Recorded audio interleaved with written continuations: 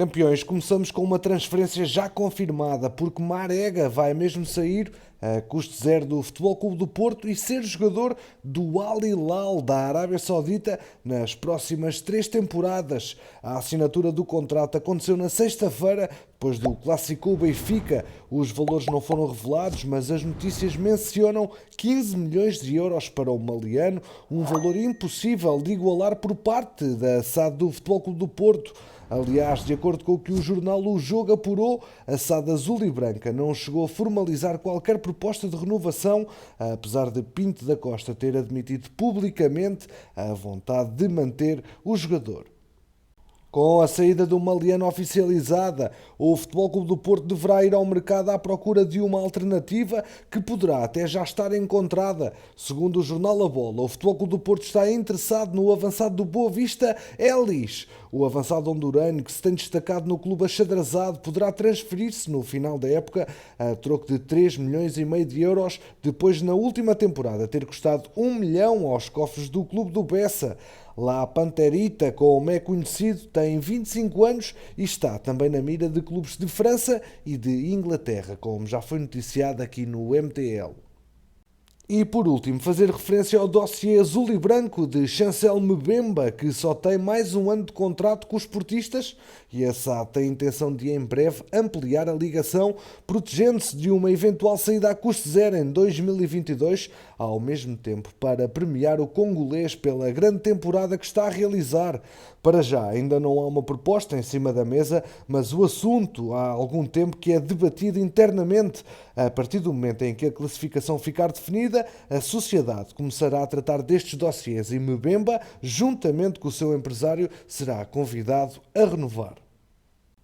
E pela Luz, com a época em plena reta final, Servi já deu o sim ao Celta de Vigo, dando claro sinal de que por si o negócio também poderá avançar. O jornal Record afirma que o jogador falta ainda limar algumas arestas a nível salarial com o clube de Vigo, só serão finalizadas quando o clube espanhol também estiver prestes a entender-se com o Benfica, mas a base de entendimento já existe. Falta, pois, o acordo com o emblema da Luz. O Celta está disposto a chegar aos então 6 milhões de euros, 4 milhões fixos, mais 2 anexados a objetivos pelo canhoto de 26 anos. Luís Filipe Vieira considera que este valor ainda é curto e tenta esticar pelo menos um montante variável, igualando-o à verba garantida.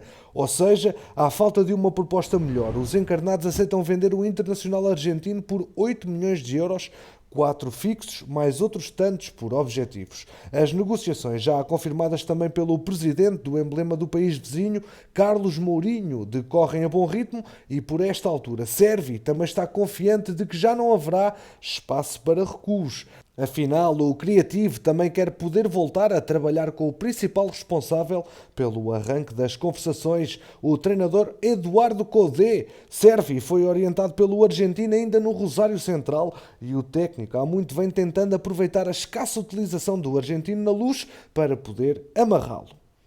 Grimaldo está, de acordo com as notícias publicadas na imprensa espanhola, de novo na mira do Atlético de Madrid como alvo para reforçar o plantel de Diego Pablo Simeone para a próxima temporada. O camisola 3 benfiquista surge como possível solução para o lugar de lateral esquerdo, sendo que Renan Lodi, atleta que ocupa esta posição, está a ser cobiçado pelo Betis de Sevilha e pelo Lyon.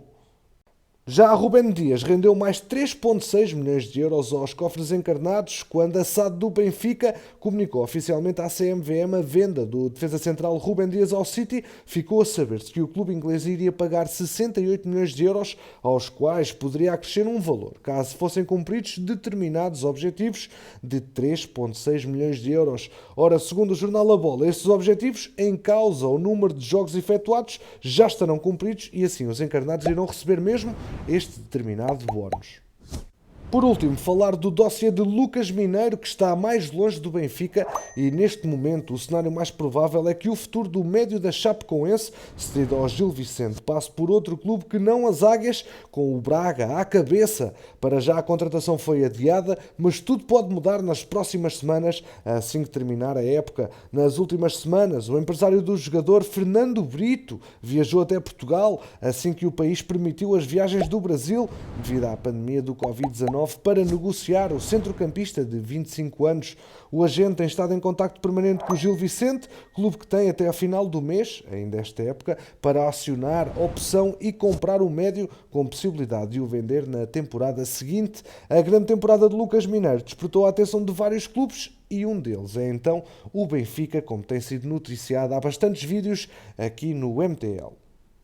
Campeões, estamos a minutos de começar a jornada em que o Sporting pode voltar a ser campeão passados 19 anos e, tal como aconteceu há um ano, promete dedicar especial atenção ao mercado interno logo após todas estas decisões estarem fechadas. É aqui que os Leões estão a pensar em encontrar um reforço para a posição de ala direito, mais concretamente uma alternativa ao espanhol Pedro Porro, uma vez que João Pereira, tendo justificado a aposta feita em janeiro, deverá mesmo pendurar as botas e aos 37 anos passar a integrar a estrutura técnica de uma equipa dos escalões jovens. Com os dados lançados e o ataque ao mercado iminente, o Jornal Record afirma que há nesta altura 2 alvos no topo da lista do Sporting para poderem preencher a vaga no plantel de Amorim na próxima temporada. Estes jogadores têm o aval do treinador e são eles Carlos Mané, do Rio Ave, e Ricardo Esgaio, do Sporting Clube de Braga. Ambos têm em comum, além dos 27 anos de idade, o facto de já terem pertencido aos quadros do emblema de Alvalade, onde não se conseguiram afirmar em início de carreira.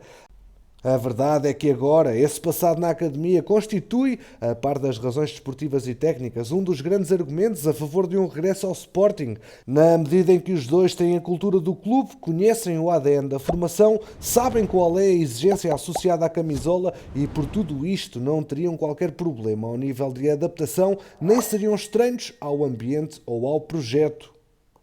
Mas estes não foram os únicos nomes apontados a Alvalade, porque há um jogador que tem sido seguido pelo Futebol Clube do Porto e Benfica, mas que agora surge na agenda leonina, porque é Emiliano Martínez. É um dos jogadores que nenhum dos dois emblemas portugueses, ao contrário do Sporting, que posicionou-se para saber mesmo as condições de como poderá contratar o médio de 21 anos do Nacional de Montevideo.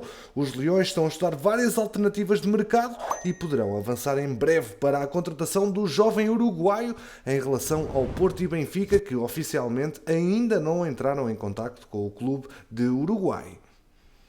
Mas não é tudo de nomes, de rumores na agenda leonina, porque Mário Gonzalez, segundo o jornal A Bola, os Leões estão mesmo interessados também no goleador que está no Tondela, emprestado pelo Vila Real. O avançado de 25 anos leva 14 golos marcados na Liga e tem despertado a atenção dos responsáveis leoninos. Mário Gonzalez vai entrar no último ano de contrato com o Vila Real, sendo por isso um jogador com valor de mercado mais baixo do que o outro que também estava na mira leonina. Falamos de Beto, o avançado do Portimonense. Contudo, os Leões não são os únicos interessados na contratação do avançado, que tem brilhado com as cores do Tondela.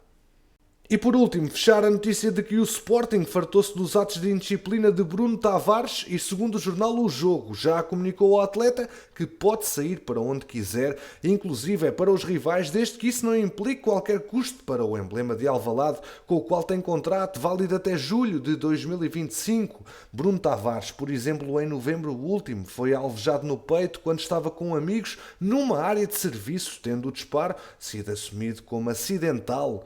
Depois de ter recuperado, Bruno voltou a competir pela equipa de sub-23, registando na presente temporada 17 jogos na Liga Revelação, nos quais obteve 1.303 minutos em campo, com 6 golos obtidos. Agora, o jovem tem livre passe para encontrar novo clube. Campeões, vamos fechar com 2 notícias relativas ao mercado internacional. A primeira está relacionada com a Roma, que está interessada em garantir as contratações do português Renato Sanches e Ruben Semedo, de acordo com o jornalista Nico Schira. A mesma fonte adianta que o Lille quer 30 milhões de euros pelo médio português. E por último, o Manchester United anunciou no dia de ontem a renovação do contrato com Edinson Cavani por mais uma temporada. Desta forma, o avançado uruguaio de 34 anos ficará ligado ao emblema de Old Trafford até junho de 2023. Campeões, obrigado pela preferência aqui no MTL. Já sabes que aqui ficas sempre atualizado ao minuto sobre o mercado de transferências. Deixa o teu like, ajuda o projeto a crescer e quanto a nós, vemo-nos no próximo episódio.